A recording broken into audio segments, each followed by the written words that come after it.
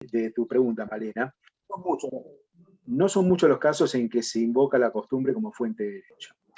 Es más, han habido casos que han tenido que resolverse por jurisprudencia, en los que se le ha dado a la costumbre esa amplitud que mencionamos recién, la de derogatoria de una norma de orden público, ya sea por desuso de una cláusula convencional que obligaba, por ejemplo, al empleador a pagar una copa de leche al mediodía, o a pagar ciertos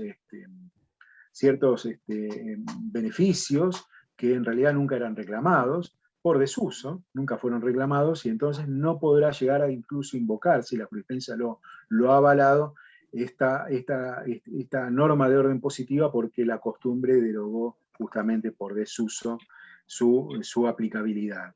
Lo que se da con más habitualidad es el uso de empresa. El uso de empresa, que es la costumbre, la conducta que un mismo empleador sigue en su empresa respecto de todos los trabajadores. Por ejemplo, este empleador que otorga gratificaciones a todos los trabajadores a fin de año, ¿no? Todos los años otorga gratificaciones que no están contempladas en ningún convenio colectivo de trabajo, ni en la ley, mucho menos. Pero es por fin de año. Y un año la deja de proporcionar. Bueno, se ha decidido la obligatoriedad, ¿no?, para el empresario de mantener esas gratificaciones, por más que no estuviesen estipuladas o previstas en un convenio colectivo de trabajo, si antes habían sido dadas con habitualidad a todos los trabajadores. No puede un año decidir, este año no la doy, porque ahí hay una costumbre, un uso de empresa, una costumbre más bien vinculada a un uso de empresa, no a una costumbre de carácter general, ¿sí?, sino a un uso de empresa que ha establecido su obligatoriedad. Entonces el trabajador legítimamente puede reclamar, ¿sí?, porque tenía la expectativa de percibir esa gratificación justamente a fin de año. A esa referencia quise hacer. Mariela, ¿me podías habilitar el compartir pantalla? Listo. Ya está.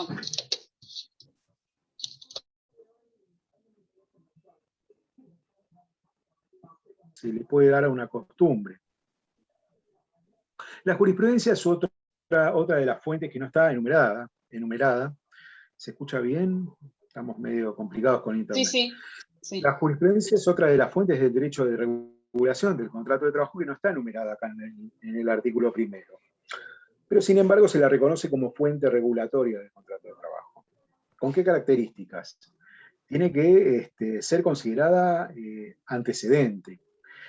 Para ser considerada antecedente, debe permitir la jurisprudencia prever con cierto grado de certeza lo que van a decidir los tribunales.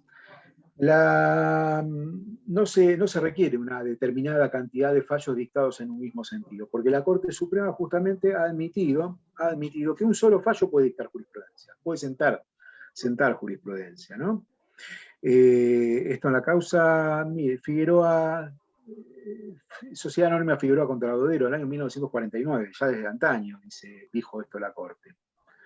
Los fallos judiciales en principio no producen ninguna obligación formal de acatamiento, ni siquiera los antecedentes de la Corte Suprema de Justicia, porque no es un tribunal de casación, la Corte Suprema de Justicia. Sin embargo, el respeto se da en cuanto a los fallos de la Corte Suprema de Justicia por razones prácticas y de respeto a lo que sería, valga la redundancia, de autoridad, ¿no?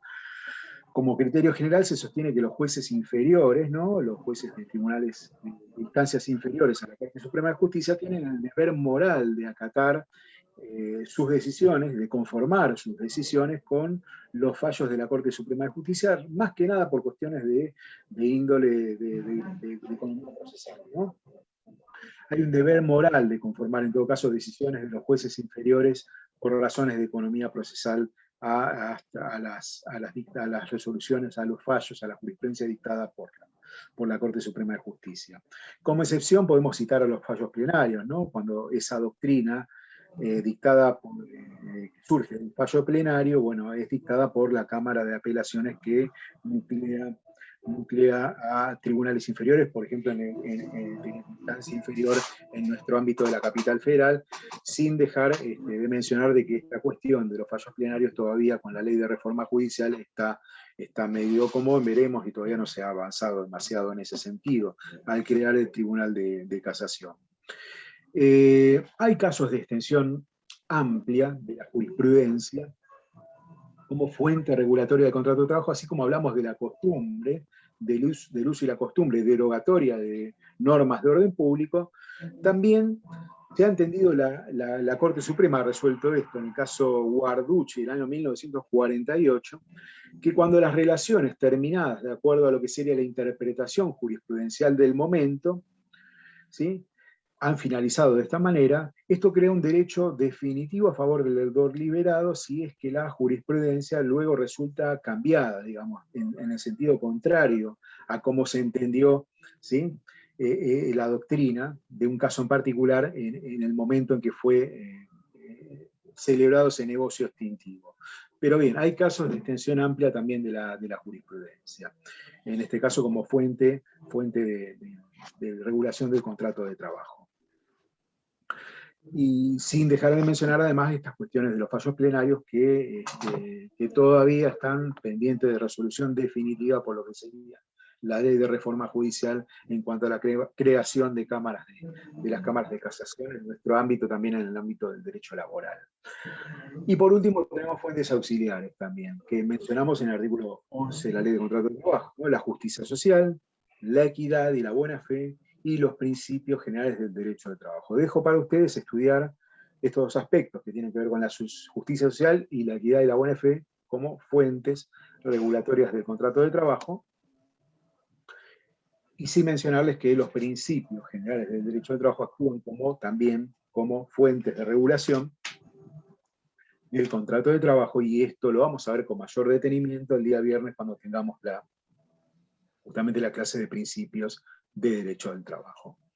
Clase que tiene que darle mucha importancia porque es vasta, tiene muchos aspectos destacables y son sobre los cuales se basa justamente la materia en el resto de su tratamiento. Así que bien. Bueno, ¿alguna duda? ¿Alguien quiera plantear? ¿Alguien tiene? Obviamente que esto plantea muchas dudas, sobre todo cuando nos encontramos en presencia de fuentes que hasta este momento, a nuestra altura, en la altura que estamos de la carrera, no hemos visto con anterioridad. La relación que se da entre un convenio colectivo de trabajo y la ley, lo vamos a estudiar la clase que viene, la relación que se da entre la ley especial y la ley general, algunos principios en esta materia ustedes los tienen adquiridos en materia de derecho civil, sin embargo hay una particularidad en el derecho laboral que tiene que ver con el régimen de compatibilidad que hemos mencionado y que surge del artículo 2 de la Ley de Contrato de Trabajo. Y estas otras fuentes auxiliares que también conforman en algunos casos las normas de orden público laboral que vamos a ver y vamos a estudiar con mayor detenimiento en la clase subsiguiente. Así que bien, bueno, les agradezco su atención. Si alguien tiene que hacer alguna pregunta, me la puede hacer ahora. Y si no, me escriben o nos escriben a cualquiera de los docentes. Vamos a tratar de darle la... Profe, con respecto a, digamos, yo no cuento con el libro Arkeman porque no es suficiente, pero necesito saber si puedo hacerme la ley de contrato de trabajo comentada o algunas cosas, digamos, de que la ley de contrato de trabajo o cosas de internet que pueda encontrarlo.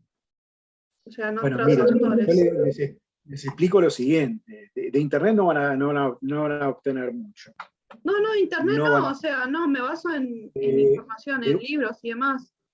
Y de una ley de contrato... Y de una ley de contrato de trabajo comentada tampoco vamos a obtener mucho. Lamentablemente no va a alcanzar. No va a alcanzar. Lo ideal sería estudiar la materia desde los manuales o de los tratados de la materia, ¿no? Pero lamentablemente una ley de contrato de trabajo comentada es algo que va a ser solamente lo básico, y va a ser un comentario, un artículo de la ley de contrato de trabajo, que no es nuestra única norma de estudio. ¿Hay manuales, compañera, en el grupo pasaron manuales de PDF o algo? Cualquier cosa. Bueno, si son de autores reconocidos, gracias. ningún problema.